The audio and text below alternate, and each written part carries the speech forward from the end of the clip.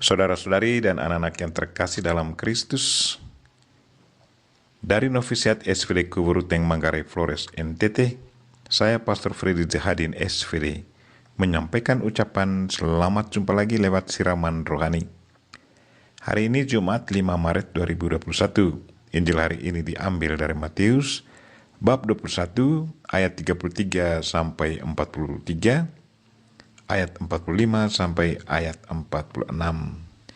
Kita diingatkan bahwa pada waktunya Tuhan akan mengadili kita. Marilah kita berdoa memohon penerangan Roh Kudus. Dalam nama Bapa dan Putra dan Roh Kudus, amin. Tuhan dan Allah kami, puji dan syukur kami haturkan kepadamu karena Engkau selalu mengingatkan kami untuk setia pada perintah-perintah-Mu dan tekun menjalankannya. Kami mohon sadarkan dan gerakkanlah hati dan pikiran kami untuk selalu bekerja sama dengan para pelayan-Mu, agar benih sabda-Mu yang sudah ditanamkan dalam diri kami dapat bertumbuh dengan baik dan menghasilkan buah berlimpah dalam hidup harian kami. Tuhan, utuslah Roh Kudus-Mu, terangilah pikiran dan hati kami, agar sabda-Mu yang akan kami dengar dapat kami pahami dengan baik, dan isi pesan-Mu dapat kami hayati dan amalkan dalam hidup harian kami. Doa ini kami sampaikan dengan perantaran Kristus Tuhan kami. Amin. Tuhan sertamu dan sertamu juga. Inilah Injil Yesus Kristus menurut Matius bab 21 ayat 33 sampai 43, ayat 45 sampai 46. Dimuliakanlah Tuhan. Sekali peristiwa Yesus berkata kepada imam-imam kepala serta tua-tua bangsa Yahudi, "Dengarkanlah perumpamaan ini. Seorang tuan tanah membuka kebun anggur dan menanam pagar sekelilingnya. Ia menggali lubang tempat memeras anggur dan mendirikan menara jaga di dalam kebun itu. Kemudian ia menyewakan kebun itu kepada penggarap-penggarap, lalu berangkat ke negeri lain. Ketika hampir tiba musim petik, ia menyuruh hamba-hambanya kepada penggarap-penggarap itu untuk menerima hasil yang menjadi bagiannya. Tetapi para penggarap menangkap hamba-hamba itu. Yang seorang mereka pukul, yang lain mereka bunuh, dan yang lain lagi mereka lempari dengan batu. Kemudian Tuhan itu menyuruh hamba-hamba yang lain lebih banyak daripada yang semula. Tetapi mereka pun diperlakukan sama seperti kawan-kawan mereka. Akhirnya Tuhan itu menyuruh anaknya kepada mereka, pikirnya anakku pasti mereka segani. Tetapi ketika para penggarap melihat anak itu, mereka berkata kepada yang lain, ia adalah ahli waris. Mari kita bunuh dia, supaya warisannya menjadi milik kita. Maka mereka menangkap dia dan melemparkannya keluar kebun anggur itu, lalu membunuhnya. Maka apabila tuan kebun anggur itu datang, apakah yang akan dilakukannya dengan penggarap-penggarap itu? Kata imam-imam kepala dan tua-tua itu kepada Yesus, ia akan membinasakan orang-orang jahat itu, dan kebun anggurnya akan disewakan kepada penggarap-penggarap lain yang akan menyerahkan hasil kepadanya pada waktunya. Kata Yesus kepada mereka, belum pernahkah kamu baca dalam kitab suci, batu yang dibuang oleh tukang-tukang bangunan telah menjadi batu penjuru. Hal itu terjadi dari pihak Tuhan, suatu perbuatan ajaib di mata kita. Sebab itu aku berkata kepadamu, kerajaan Allah akan diambil daripadamu dan akan diberikan kepada suatu bangsa yang akan menghasilkan buah kerajaan itu." Mendengar perumpamaan Yesus itu, imam-imam kepala dan ahli-ahli dan orang-orang Farisi mengerti bahwa merekalah yang dimaksudkan oleh Kristus. Maka mereka berusaha menangkap dia, tetapi mereka takut kepada orang banyak, karena orang banyak itu menganggap Yesus nabi. Demikianlah Injil Tuhan. Terpujilah Kristus. Saudara-saudari dan anak-anak yang terkasih dalam Kristus, tema renungan kita hari ini ialah pada waktunya Tuhan akan mengadili kita.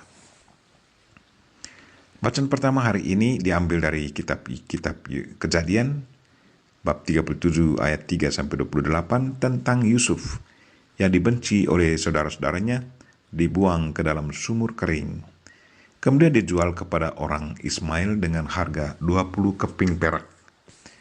Dalam perjalanan waktu, Yusuf dilantik oleh Firaun menjadi penguasa tanah Mesir.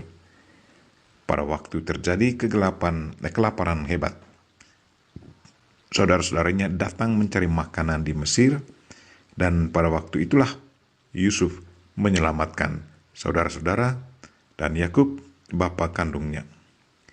Yusuf yang sangat dikasihi bapaknya tetap menunjukkan kasihnya kepada saudara-saudaranya, walaupun ia diperlakukan secara tidak adil oleh saudara-saudaranya. Perlakuan tidak adil dibalas dengan kasih, satu sikap yang sangat luar biasa. Kisah Yusuf yang sangat dikasihi oleh bapaknya juga dialami oleh Yesus Kristus.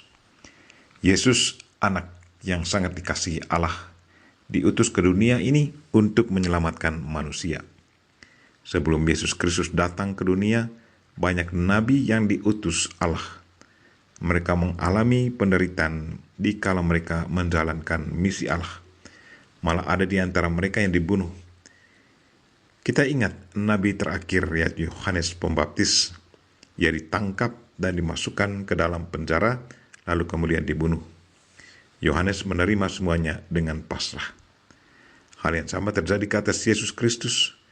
Ia datang untuk memberitakan kabar gembira dan mau menyelamatkan manusia dari kekuasaan setan. Pewartaan keselamatan ditanggapi oleh bangsanya sendiri dengan penolakan. Tempat kelahirannya bukanlah di rumah yang layak dihuni oleh manusia, tetapi di rumah binatang.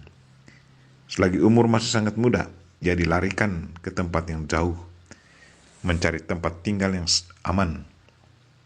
Sewaktu ia mewartakan kabar gembira, ia ditantang oleh imam-imam kepala, orang-orang Farisi, dan ahli-ahli Taurat, yang malah digelar penghulu setan. Sewaktu ia memperkenalkan diri sebagai anak Allah, ia dituduh menghujat Allah. Ia dijual oleh muridnya sendiri senilai 30 keping perak. Kemudian ditangkap, diadili, dan dihukum mati. Mati di kayu salib. Kebaikan Yesus Kristus dibalas dengan penganiayaan, tetapi penganiayaan mereka dibalas oleh Yesus Kristus dengan pengampunan dan kasih. Sungguh satu ungkapan kasih yang tak terhingga. Pertanyaan kita, bagaimanakah nasib dari mereka yang menolak para nabi, menolak pelayan sabda Tuhan, menolak Yesus Kristus di hari akhirat nanti? Apakah mereka tetap mengalami keselamatan? Jawabannya ada dalam cerita Injil hari ini. Pertama-tama, Tuhan selalu memberi kesempatan kepada manusia untuk bertobat. Kalau mereka bertobat dan mengikuti ajaran dan perintah Tuhan, maka mereka akan mengalami kebahagiaan bersama Tuhan. Tetapi kalau manusia tidak bertobat dan tetap dengan penuh kesadaran, tahu dan mau menolak Yesus, menolak Tuhan dan para pelayannya, maka pada hari akhirat nanti mereka akan mengalami penderitaan. Injil hari ini katakan, "Ia, Tuhan, akan membinasakan orang-orang jahat itu." Marilah saudara-saudari dan anak-anak yang terkasih, bekerjasamalah selalu dengan para pelayan Tuhan agar benih sabda Tuhan yang sudah ditaburkan dalam diri kita dapat bertumbuh dengan baik dan menghasilkan buah berlimpah. Sadarlah selalu bahwa buah dari perbuatan baik kita selama hidup di dunia ini akan mendatangkan kebahagiaan bagi kita di saat Tuhan mengadili kita. Sebaliknya, malapetaka dan penderitaan untuk selamanya akan kita terima kalau kita selalu melawan kehendak Tuhan. Ingatlah selalu bahwa pada waktunya Tuhan akan mengadili kita. Kita berdoa semoga Tuhan selalu menyadarkan dan menggerakkan hati dan pikiran kita untuk bekerja sama dengan para pelayan Tuhan, menghayati dan mengamalkan ajaran dan perintah Tuhan, sehingga benih sabda Tuhan yang sudah ditaburkan dalam diri kita dapat bertumbuh baik dan menghasilkan buah berlimpah dalam hidup harian kita. Kita mohon Bunda Maria untuk mendoakan kita. Amin. Tuhan sertamu dan sertamu juga. Semoga saudara sekalian dan mereka-mereka yang kita doakan pada hari ini, secara khusus mereka-mereka yang sakit, dan segala aktivitas kita sepanjang hari ini dilindungi, dibimbing, dan diberkati oleh Allah yang Maha Kuasa, Bapa dan Putra dan Roh Kudus. Amin.